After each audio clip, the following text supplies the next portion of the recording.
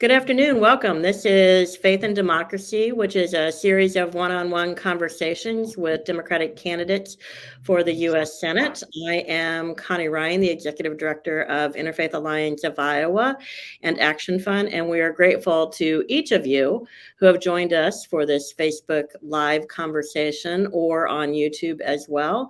And if you are if you are watching the recording, then we are grateful that you've taken the time to do that as well.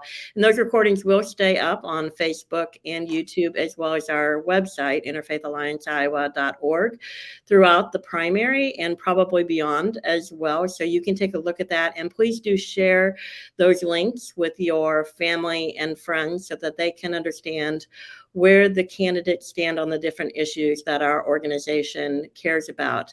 The primary is Tuesday, June 7th, and so we always encourage folks to vote, whether it is absentee or at your county auditor or in person on election day. But please do encourage your friends and family as well to vote.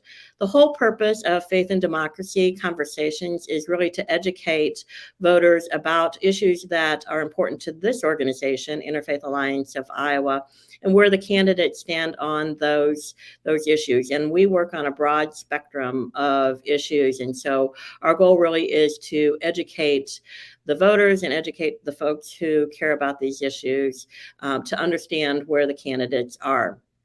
And so we have already hosted conversations with the two other candidates for U.S. Senate, and I am delighted to welcome Admiral Mike Franken to the conversation. He has served in the Navy for almost 40 years, for 39 years, and retired a handful of years ago. And welcome, Admiral. Thank you for joining us for the conversation. Well, thank you, Connie, and thank you to the observing audience and those who are dialing in. I appreciate this opportunity. Thank you. And we have a lot of folks who watch, whether it is while we are doing the conversation, and then a lot of folks who watch after the fact as well. So you will get some attention on that. But I want to dive into the questions and really the first area that we're going to talk about is gun safety, gun violence prevention. And that has been top of mind for a lot of us, given what is happening in our communities, not only in Iowa, but across the nation. Last week, we saw in Ankeny a 4-year-old who got a hold of a gun and shot herself accidentally in the face and died. We saw a mass shooting in Buffalo, New York, more than a week ago, where 10 people were murdered and 3 others were injured, and that was actually a hate crime as well. We saw a shooting at a church in Laguna Woods, California. A couple of weeks ago, there was a presumed murder of a man in Ames who was shot multiple times with a gun. There were 3 teenagers in Des Moines a couple of weeks ago who were shot in a post-prom party. And in Cedar Rapids in April, there were 2 people who were killed and 10 more injured at a nightclub. In March, there were 3 teens that were killed in Des Moines outside of a high school. There's just a lot of gun violence happening in our state and across the nation. And we know for children across the nation, it has become the #1 cause for death, is now above car accidents for death of children. And that's according to 2020 statistics. And so my question to you is, as a U.S. Senator, what is the #1 thing that you would do to curb gun violence in our country and make our communities and children safer? Thank you, Connie. So I've been working gun issues since the mid-90s. I grew up in rural Iowa, where firearms were ubiquitous, including in our family. We used them much as you would use a tool for hunting pheasants and the like. Never for anything that would be an affront to people, frankly. And having served in the military for a long time and been a ground forces commander of a large contingent in a combat theater, certainly aware of how firearms are treated when people are all trained, competent, screened, mentally observed, and understand the effects of the firearm. So the oddity is, having been in a controlled environment while in uniform for so long, including many years in combat theaters, coming home to America, I still look over my shoulder. And the number one thing I would institute are measures to make our owners more responsible. Screening of ownership. It is not a right for someone who hasn't the capabilities, the mental acuities, the emotional stabilities, the training, the lack of training to own a firearm. And the proliferation of firearms, the ease in which they're accessible in society, that too needs to be controlled. And so there's a what you said, one measure. I would do a licensing responsibility for all owners. And there's a series of other issues, from insurance to aspects of firearms that should be illegal, to where they are acceptable, how they are stored, and really putting the onus on owners so that owning a firearm isn't something that everybody has. It is something that you should have if you have a particular need. Otherwise, it's stored someplace else because there's a responsibility for every owner. And do you think that, how does that conflict then with states' rights and state laws that are really opening up the possibility of folks getting their hands on guns without restrictions? And that has certainly been something we've seen in Iowa. So how do you balance that at a federal level, and then the laws that we are seeing at the state level of giving more access to guns? Well, obviously, as in a federal situation here in Iowa, we can compel change within the states by restricting federal funds contingent upon following federal rules. And I would be ever so happy to provide those carrot and sticks to the state government. Let's face it, what we have going on in America now is this odd contortion of the Second Amendment that by a political party, and by a gender of that one political party. This is a male thing on the Republican side almost exclusively, where background checks become an affront to one's image, et cetera, where a gun needs to be kitted out to the effect that I would be very comfortable with that firearm in a hot war in Ramadi, and it's something that's used in a grocery store in Michigan, for God's sakes.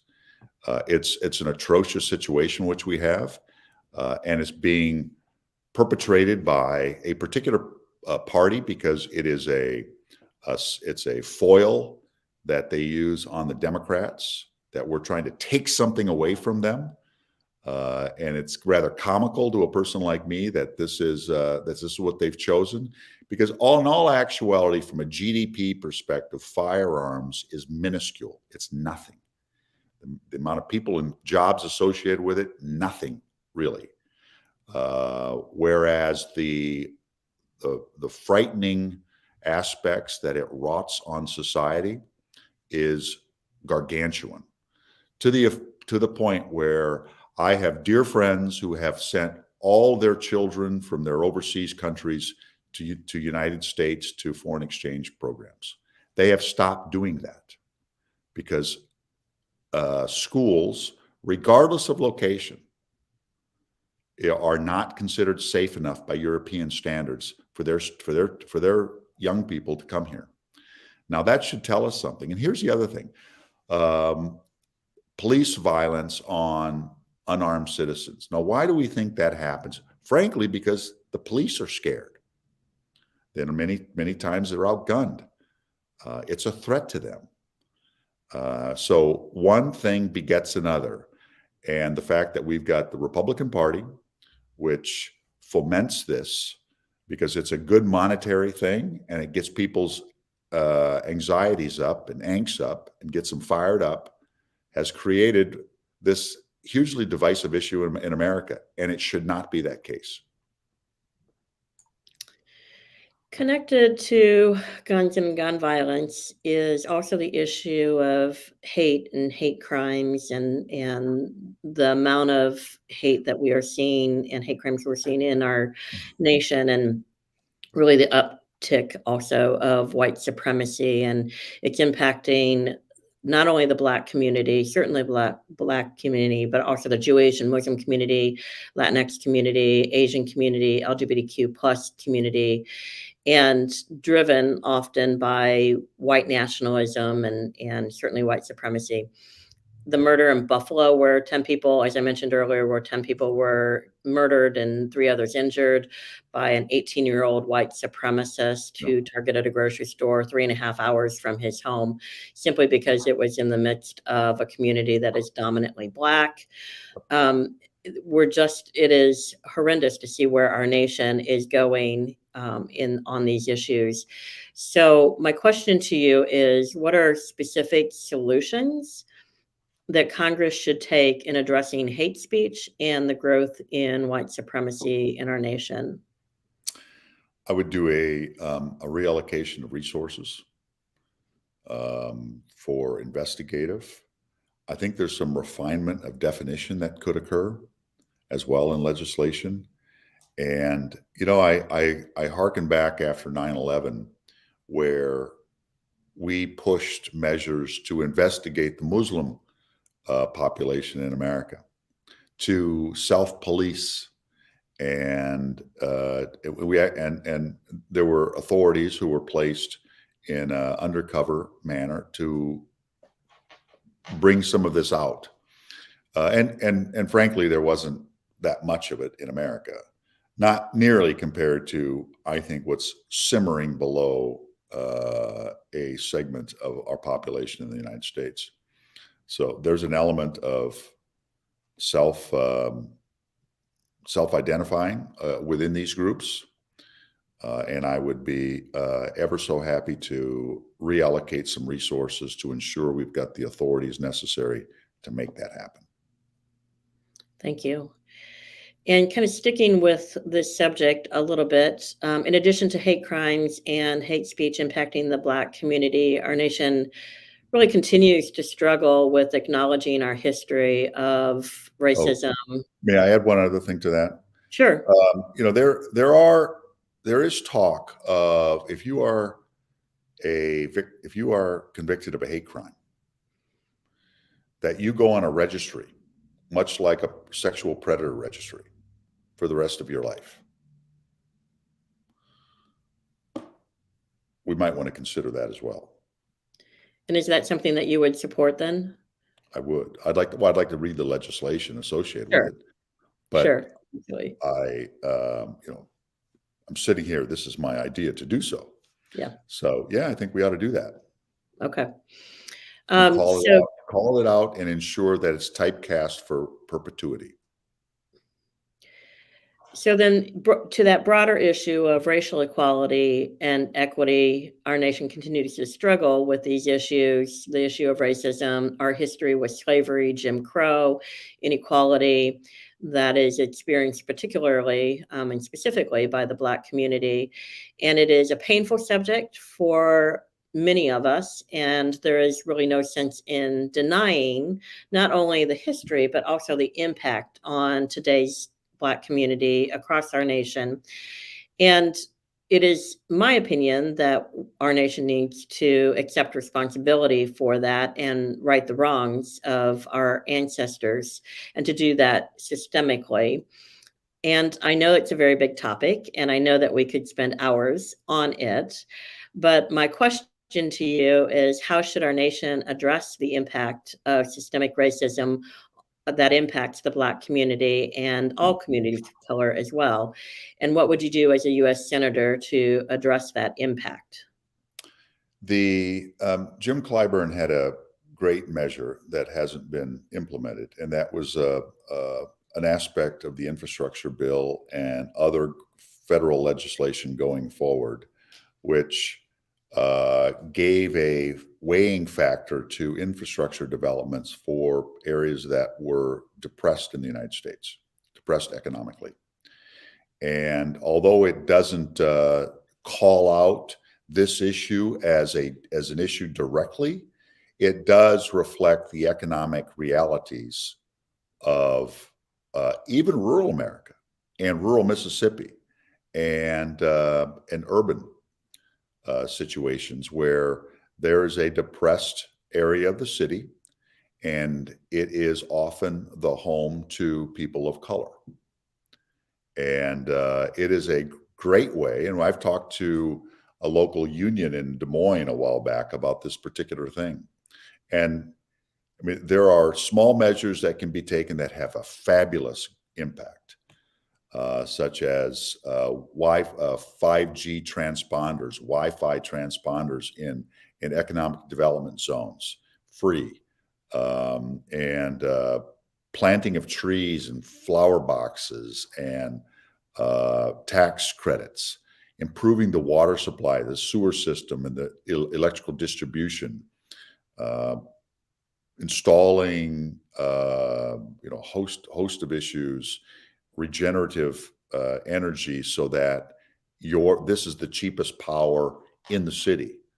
It's a great place to go if you are an energy intensive business like a high-tech industry or a computing industry. You bring up the neighborhood. That to me is the least controversial and the most impactful for succeeding generations. Terrific. Thank you. I'm going to switch gears a little bit, but it is actually related to the idea of systemic racism. And so I want to make the connection as well on that. Public education, and particularly K-12 public education. In Iowa, in our opinion, we have amazing public schools, teachers, staff, administrators who work hard to ensure the needs of every student who walks through their doors, and that those needs are met regardless of any other competing factors. And we know that public schools, teachers, staff, administrators, school boards are being attacked by the extreme right wing of our nation and state. And school districts across Iowa are struggling because they are not being provided sufficient funding to meet the needs of students. And then we have the whole misinformation machine on that are attacking public schools. And so my question is kind of putting some of this together of how can the federal government mandate or incentivize, that carrot and stick that you mentioned earlier, states to better support public schools, especially the schools that are disproportionately serve students in poverty, ELL students, communities of color, and other needs. And so how does the federal government work with states in order to address some of these needs and that impact communities of color and communities in poverty? Yeah. Well, I mean, this is close to my heart. My wife and I adopted a little special needs girl many years ago and raised her through the public school systems across the nation and overseas, as a matter of fact, to get a real international flavor of scholastic achievement in overseas schools. So we've seen how it is done from state to state to state by those who are most challenged in the classroom setting. And the wide variations thereof. The federal statutes associated with education certainly vary widely from state to state, and we can see that with achievement from the various areas of the country. We do not do a nice job, I think, of keeping young people in school. The dropout rate of many high schools is deplorable, especially when the family situation is most stressed economically or racially, and because of the environment they live in.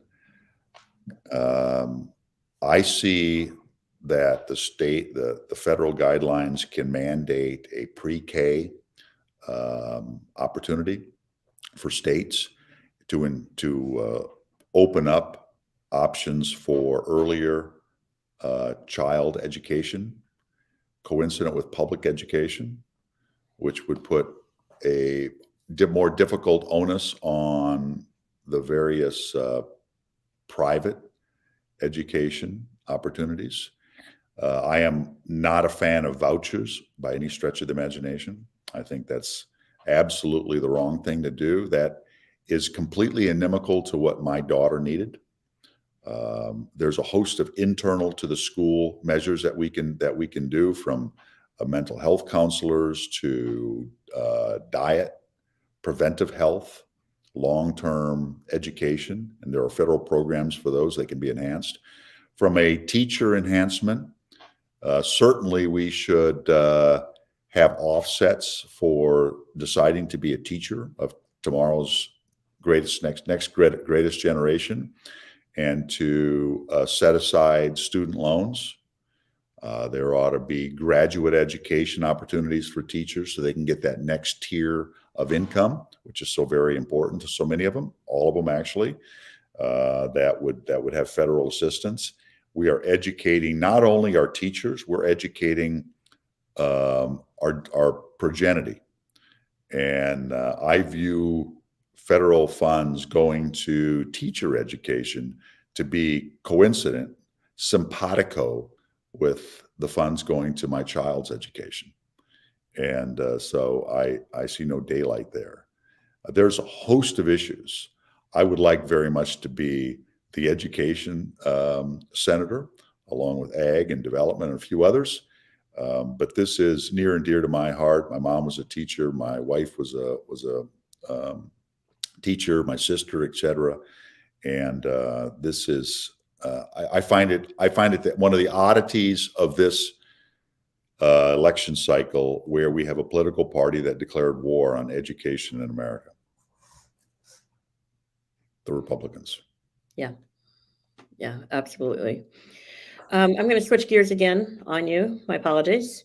And we're going to go to the courts, and fair and impartial courts at the federal level. And as a senator, you would have a role in the appointment of judges and justices to the federal bench. Our country just went through an appointment process with perhaps one of the most qualified people ever to be considered to join the U.S. Supreme Court. Yet Judge Ketanji Brown Jackson I agree faced, with that. yes, and she faced a ridiculous, in my opinion, amount of partisan and personal attacks and inappropriate questions in the hearing process from the Republican senators. One such inappropriate question, was about her personal faith. And from Senator Lindsey Graham, he asked the question, on a scale of 1 to 10, how faithful would you say you are in terms of religion? And as far as I know, there's not a religious test to become a U.S. Supreme Court justice. And so I have a couple of questions around the courts that I want to ask you. The first is, how would you work to reduce the influence of partisan politics from our judicial appointment process, and particularly the Supreme Court? Well, let me just say I know Lindsey Graham. I know him personally.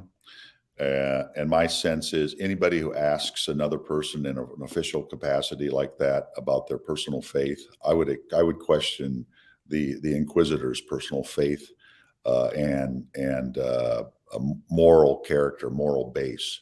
And I can tell you, asking that question of Lindsey Graham would hit very close to his home, and would make him squirm in his chair, especially with the things that, as much as I've known about the guy through the years. So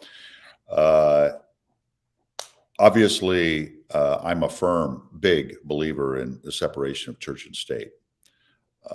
I find it entirely out of order, any discussion of such matters. I find faith to be an intensely personal thing that is not to be shared and not to be a qualification of yay, nay. And as a chairman of the judiciary, leadership would equate with calling that out, and calling it out in a very rough-hewn manner, and ensuring that it doesn't have any bearing on anybody's qualification for any federal, state, or county office. And so how would you, that obviously came as a personal attack. Much of the questioning came as personal attack and really based on partisan um, influence and direction and wanting to call her out on things in a very partisan way. How would you reduce that influence of partisanship when we're going through the judicial appointment process? Well, elect senators that weren't so single-faced. Elect people that have an altruistic perspective on life, a more of a ecumenical perspective across lines, people that are based on understanding, intellect, judgment, character, versus something that's rather obtuse, such as spiritual belief systems, which are, in my estimation, incredibly hard to formulate and identify and call out as being where you should be. I'm a person who's lived in many different countries, not in one Muslim country, but in two, on two different continents, for crying out loud. I have spent a lot of time in Levant, in the Middle East, Asia, Orthodox areas of Christianity. And I can tell you that nobody has the domain of goodness when it comes to spirituality. It is a shared perspective across a host of people's denominations. So the specificity of what you ask, I don't really know. I would have to go to school on that, and I'm happy to be further informed by your organization. Terrific. Thank you. Yeah. I'm going to move on to equal rights with the LGBTQ plus community. And right now there is legislation in the Senate, the U.S. Senate, that has already passed the House, and it's called the Equality Act. And it would create equal protections based on sexual orientation or gender identity for all people, regardless of the state in which they live. And so across the board, no matter where you're living, you would have equal protections in terms of employment and housing and such. And currently that version is the Equality Act, but there's other versions of that legislation that could come to play. So my question is, should equal protections be made universal for all people who are LGBTQ plus, regardless of where they live? Or is this a states' rights issue, as is currently what's happening in our nation? No, I believe this is an intrinsic understanding of being American, and it's not geography. It's not a mountain range. It's not a river valley that changes things. It's not a state government. It is a human right that should not be infringed. Terrific, thank you. And connected kind of tangentially is reproductive health care, because we know all of these issues have been agenda items of the right-wing machine, so to speak. And so I want to ask a similar question. We had obviously there is Roe, which is still currently the federal mandate across the nation, but we know that that's being chipped away at, and we saw the leak of the decision that we think that will undermine and perhaps destroy 50 years of precedence by Roe, and we'll see that decision come down in June. My question is, as a U.S. Senator, would you share with us one or more things that you will actively do to protect access to reproductive health care, including safe and legal abortion? I would fully fund Planned Parenthood and associated programs. I would call out the necessary enforcement measures available to the federal government to ensure that federal guidelines and federal laws are withheld, and the federal courts are obeyed. I believe that we're in a place with some states in the United States where they're going to disregard federal laws. Matter of fact, in the state of Iowa, one of our sheriffs in a reasonable sized city invited for a gala, for an instruction meeting, person who said that federal laws have no bearing. It's the sheriff is the I mean, it's the old Nottingham perspective of old England, for Christ's sakes. This is a belief system that's shared by many, and it's not the federalism that I view, and I think that our forefathers and those that developed this country's precepts. And I would do everything in my power legislatively to put the kibosh on any of the states taking lead on a less expansive understanding of a person's human right. Thank you. And I think that's an interesting point of the sheriff. We've seen that with a number of different issues of creating sanctuary cities for gun rights. We're seeing sanctuary cities around various issues, and that used to be to protect people's civil rights in terms of immigration and other things. But now it's a tool that's being used by right-wing extremists. And so it's an interesting idea of how do you look at federalism then if local areas are just going to create a sanctuary city around an issue that they particularly care about. Well, curiously, I have, as a military person, worked extensively to quell areas of uprising that were inimical to U.S. designs, from whether the president's a Republican or Democrat, worldwide. And we are now creating those little centers of violence here in America. And here's a strange thing that was said to me one time. They said, Admiral, this school has a fence around it. This school teaches a theology which is puts themselves above all others. It is racially cross-sectioned, and they train their adherents with firearms on private ranges. That sounds like a terrorist organization we saw in Yemen or Somalia or Central African Republic. And it was a pretty apt comparison in many respects. Northern Pakistan. Yeah. And pretty terrifying as well. Yeah. I want to circle back. You mentioned separation of church and state, or separation of religion and government. And that is a core piece of the work of Interfaith Alliance of Iowa and Action Fund, and obviously core to the values of our democracy. And of course, kind of the traditional way, the founders of our nation, I believe, would understand religious freedom to be about the relationship between the government and the rights of people.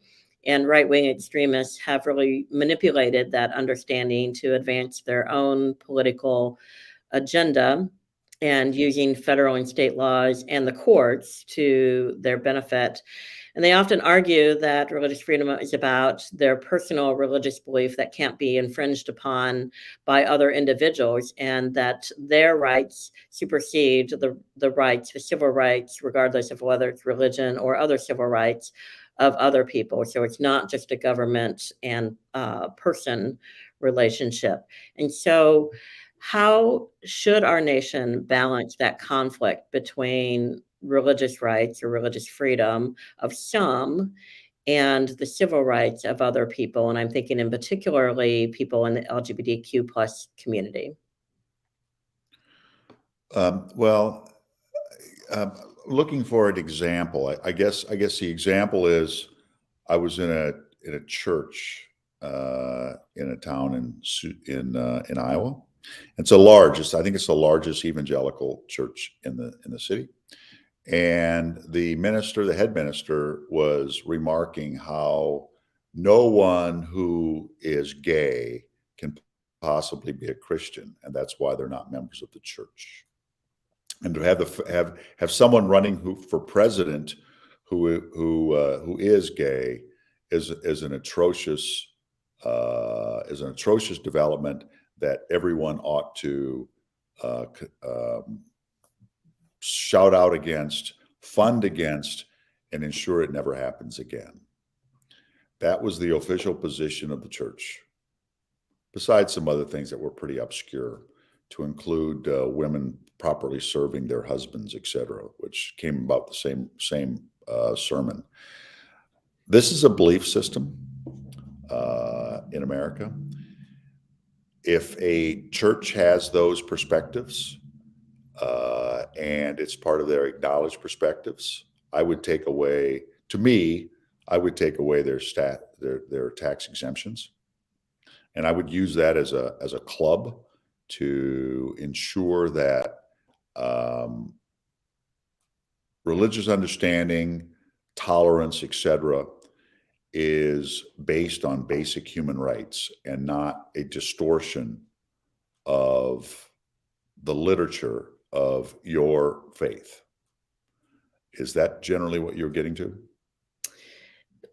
Yeah, and just balancing, in our opinion, they get to have their religious beliefs, but it's when they want to use those to put that into public policy to infringe on Yeah. the rights of other people. Yeah. So for us, that's where the rub is. Yes, you get to have your own personal religious beliefs. Sure. But then when you use that to take away other people's rights, that's the rub. Well, yeah, and I think taking it a step farther, as a church, as an institution of religion, whatever it is, it doesn't have to be a church. It doesn't have to be that noun name, but as a place of if you have restrictions on your membership, and restrictions even on gender, on who can be in what office, restrictions placed upon color of skin, on whether you can be in a particular religion, that is a tax exempt organization. I think that deserves inquiry from a federal perspective. Okay. Because I mean, it's stretching the issue, but I have a broad perspective internationally, and you just don't see this in other religions. I'll take, for example, Djibouti, Africa, in the Catholic Church. They're happy to have Muslims and Jews, people of Jewish faith, to join their Christmas celebration because it's the best music in town. And people sing their lungs out, and they're absolutely fine with it. But I'm positive that there are many churches in America that would be a high level of revulsion of such cooperation between the faiths. Yeah. Admiral Franken, I'm going to give you an opportunity just for a minute or two. Whatever you want to share with folks that we haven't covered, and it can be related to these subjects, or it can be totally different from the subject matter. And whatever you want to share, just a couple of minutes about yourself or other issues you want folks to know about. Well, I was born and raised in northwestern corner of Iowa. I'm in Denison, Iowa today, on the fourth day of a trip around eastern and now western Iowa. And I'm running for the U.S. Senate, as you mentioned. I'm from Sioux County. I went to a rural Lutheran church, Peace Lutheran Church, where my sisters were the organists, and we were all in the choir and Sunday school and confirmed and all that business. And that church is still there. It's the iconic rural church with a traveling minister. But it was really a central place for expansive thought.